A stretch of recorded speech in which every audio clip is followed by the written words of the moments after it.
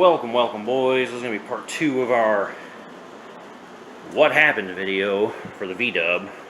Part 1, we drained the oil and took a look-see, and it was a little inconclusive. So you can watch that video if you want first, to get you up to speed on what happened. For this video, I went ahead and removed the spark plugs. This is a cylinder 1 spark plug.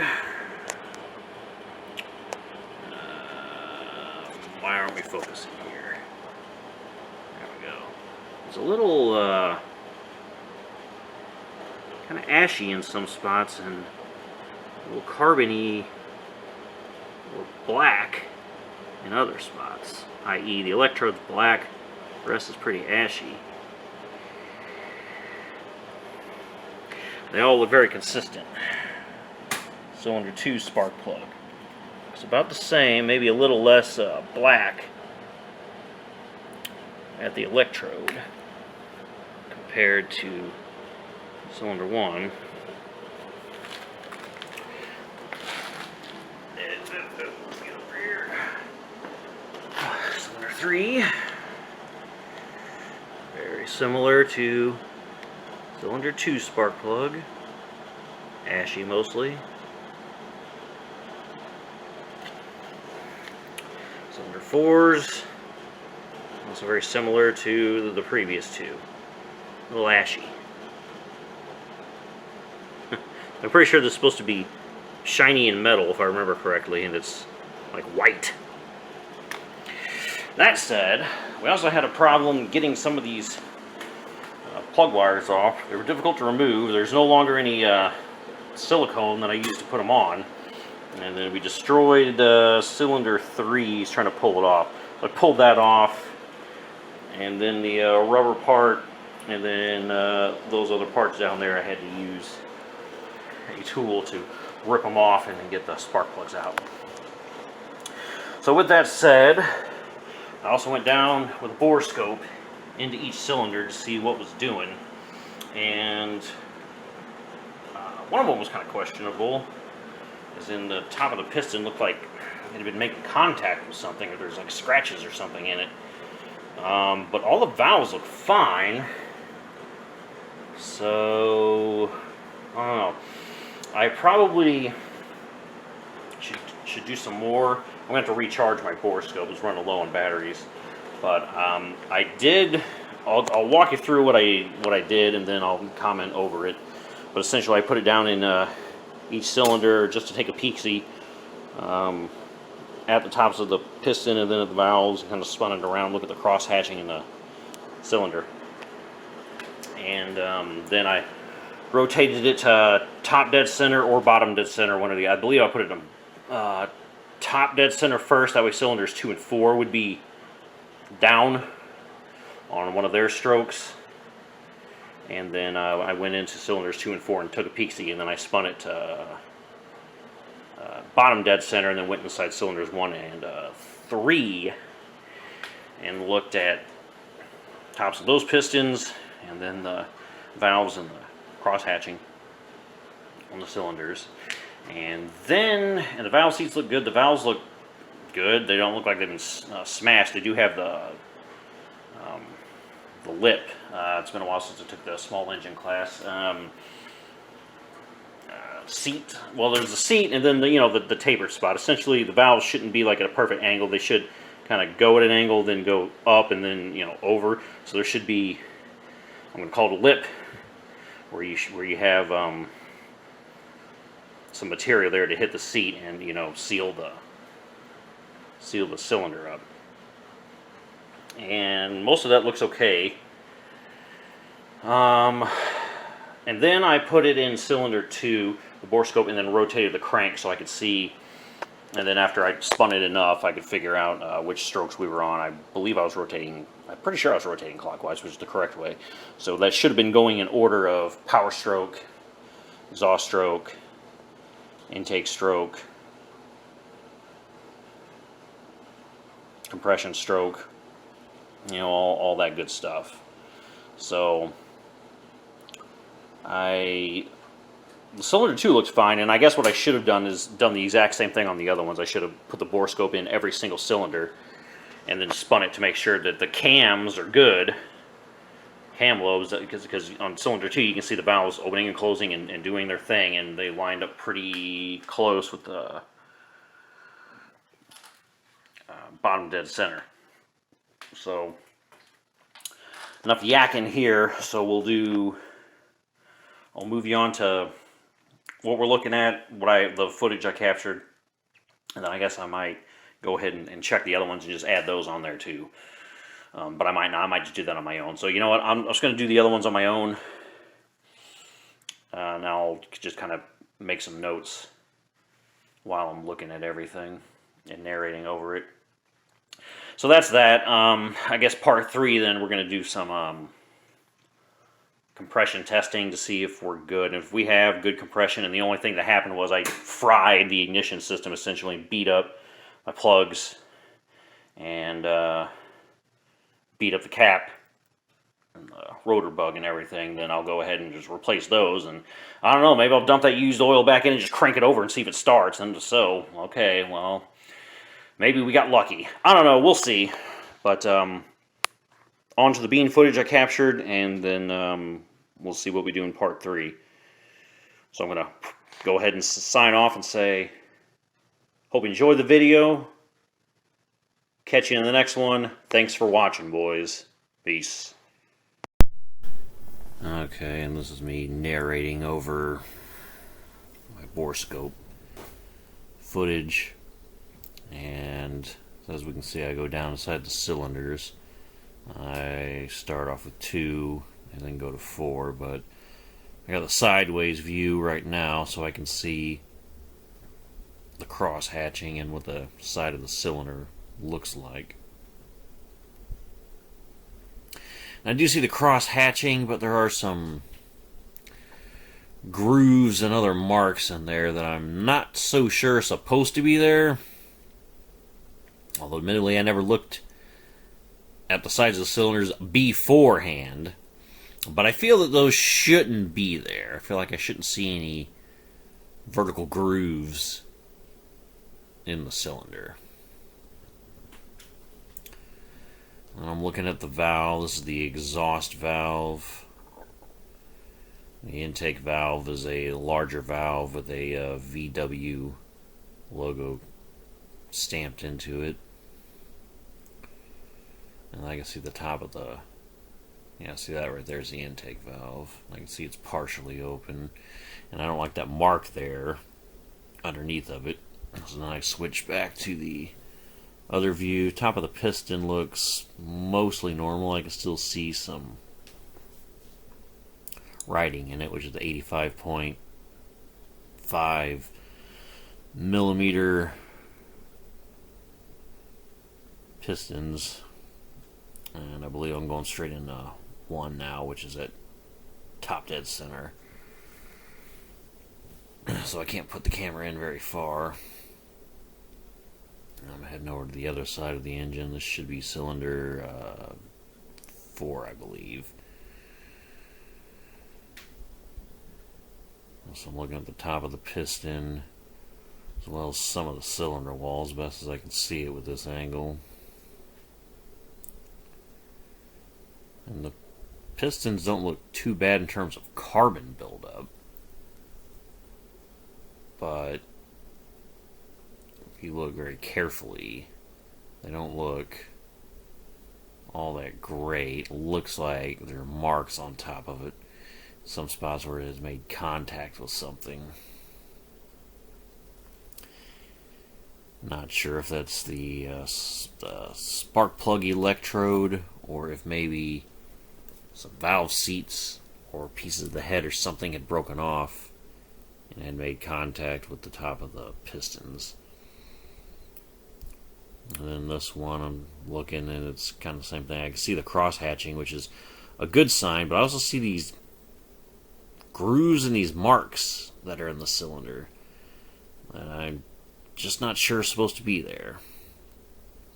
And then here I'm looking at the valve and the seat, and because this thing is so magnified, I guess, was the way to put it. It almost looks like I'm looking at the stuff through a microscope. See, there's like chunks that appear to be missing where that seat and that head are, and I'm wondering if that wasn't material from the head or seat that had broken off and gotten loose and went down and had been tossed around in the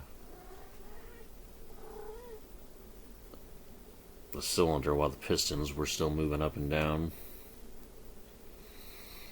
And see, a lot of marks in this one, and I'm like, well, I'm not 100% sure what I'm looking at, because they're all over the place. And I feel like that can't be the electrode from the spark plug. So I'm wondering if that wasn't a foreign object or a piece of the engine, the head or otherwise, getting banged around in there.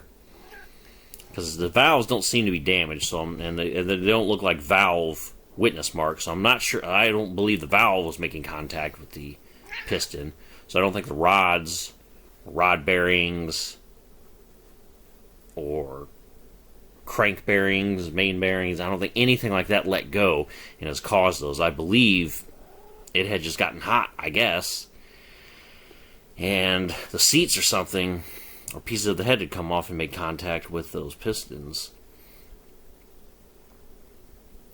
But also, if you look carefully at some of these cylinders, I switch to the side view, it looks like it's a little oily in certain spots. So that's what I'm wondering. I'm like, well, maybe the piston rings themselves have been fried or damaged. And maybe that's what I'm seeing. Maybe that's what's causing the issue. But at this point, I'm not entirely convinced that we have a bad case or a crank or a cam. I feel like whatever damage happened might just be isolated to the top end. So the pistons, the heads, the cylinders, and nothing really below it. See, because it looks kind of oily there on the left side of the screen. Dark and oily. Like the oil ring just wasn't doing its job. And then you can see this groove there. And I'm like, I won't really know, I guess, until I pull the heads off and then get an actual good look with my own naked eyes at the cylinder walls to see what happened. But I'm pretty sure that's the damaged part, and with any luck, here's hoping that that's all the damage is isolated to. That it didn't go beyond that, because it was full of oil. See the top of this piston, not looking so healthy. It's just got these little pock marks all over the top of it.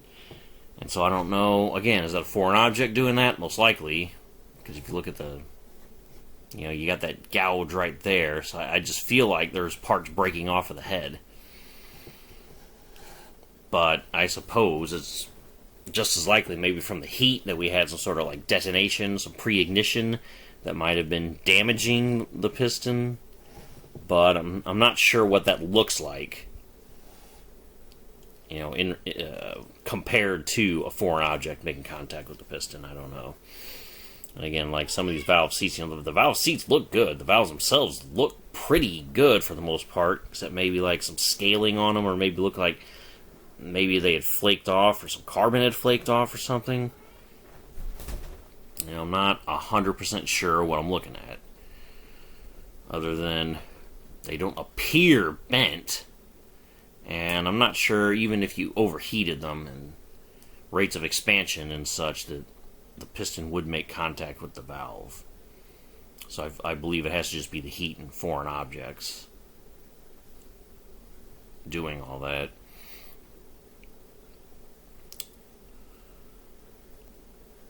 And then I believe now is when I'm going to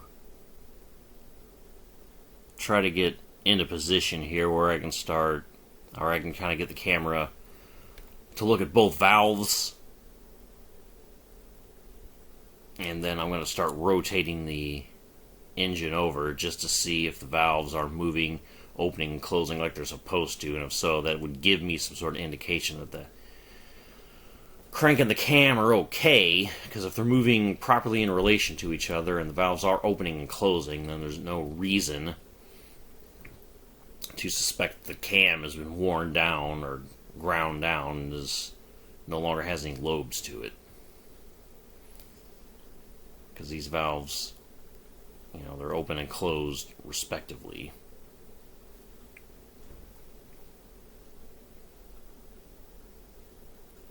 And then in here, I'm looking at this piston. I think this might be cylinder 1. Yeah, I believe it was. And that one was actually the best looking one, which I guess would stand to reason. If that one was the closest to the fan, it should be the last to go bad, since it gets the most cooling. Whereas each cylinder from there respectively gets further from the fan, and therefore should get worse. I guess in theory 2 and 3 should be pretty similar to each other in terms of how bad they look from what would lead to be a catastrophic engine failure. And then cylinder 4 should be the worst, as it's the furthest from the fan, completely diagonal of cylinder 1.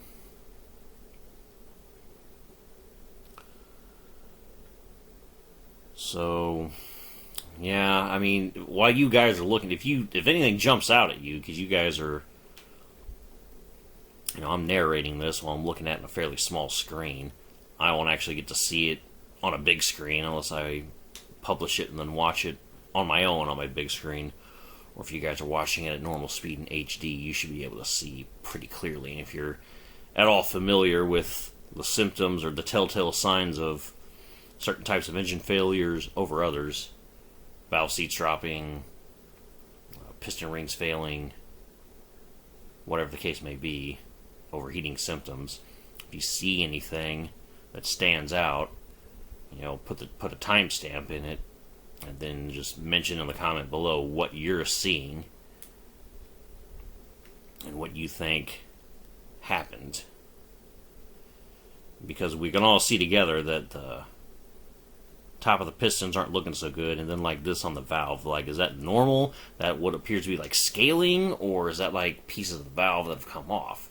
I'm not sure if that was like some sort of carbon buildup that had come down, or if it's something else. And are the seats supposed to look like that against the head? I feel like they shouldn't, but again, I never went in here with a borescope before any of this to compare like a before and after. I'm just assuming the inside of the engine should look a lot cleaner than that, as I have seen the inside of Latanya's Jeep 3.6 and Katie's Neon 2.0, and even my Crown Vic 4.6.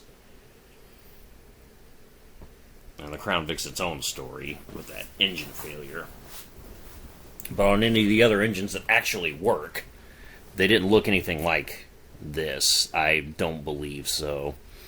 Where there's obvious damage to the tops of the pistons, and then in the area near the head and the seat, that there's some sort of gap going on there, or like that where there's this gouge right there where the head meets the cylinder.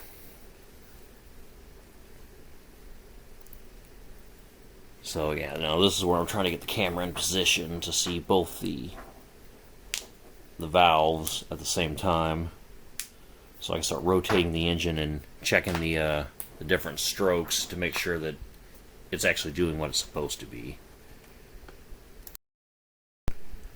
Okay, and notice here, once I start cranking the engine over, you'll see the valves opening and closing respective of their strokes and the piston moving up and down. But you see how it's shiny right there where that top of the piston is and the head?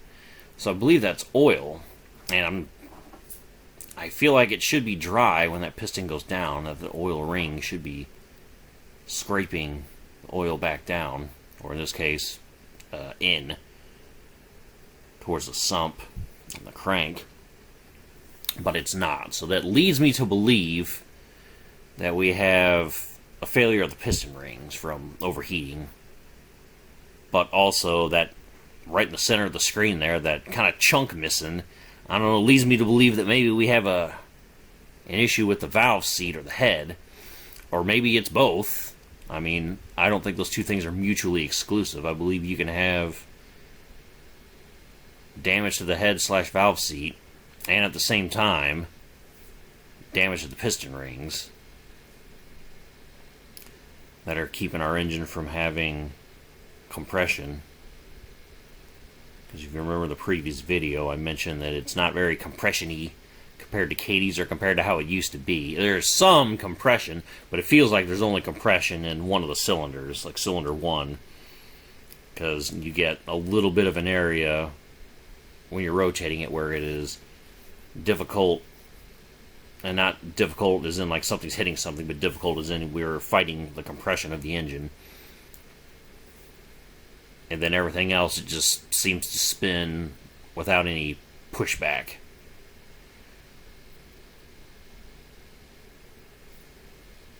And then, you know, that's what we got going on here. I'm trying to... This would have been easier with two people if I could have been in control of the camera, just holding it and moving it while Katie or somebody cranks the engine. But I have to try to strategically place the camera while I'm spinning the engine. And I think this is the only cylinder I actually show me doing this in. But I went and actually looked at it with my own eyes in all the cylinders, and they all look about the same, where the valves are opening and closing. You know, with respect to which stroke the engine is on, that particular cylinder anyway. And so there's no evidence of damage to the camshaft, because every single cylinder had the valve opening and the closing, assuming that what I'm looking at right here is a valve opening and closing where it is supposed to. So I don't think there's any damage to the cam. At least there's no clear-cut evidence of it anyway. So at this point, I'm still fairly certain the damage is limited to the cylinders and pistons and the heads. That we don't have damage to the case, the crankshaft, or the camshaft, timing gears, oil pump, any of that stuff. Because even if you watch previous video with the oil, it's kind of sort of shimmery a little bit, but not anywhere near where I would think if we had a problem with where we just roached the bearings. Now the oil did get hot. I mean hot. Or at least the cylinders did, but so the oil probably wasn't lubricating as well as it's supposed to, but I don't think we spun a bearing or anything. But again, I won't actually know until I open it up and then do open heart surgery on this thing, essentially, and confirm that, yeah, the crank is good, the cam is good, everything's reading within a tolerance it's supposed to be, and the bearings aren't fried. That's the best case scenario anyways. I just need to replace the top end, which isn't that difficult of a job, assuming I didn't like stretch the head bolts, the case bolts, and I'm gonna have to tear the engine down and pull all the tin off and everything and look and see, do I have case saver inserts installed on this? What millimeter are the bolts? You know, I'm not 100% sure on that.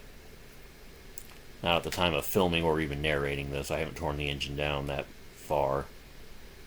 But at the time of narrating this, I've already done part 3, which you can stick around for.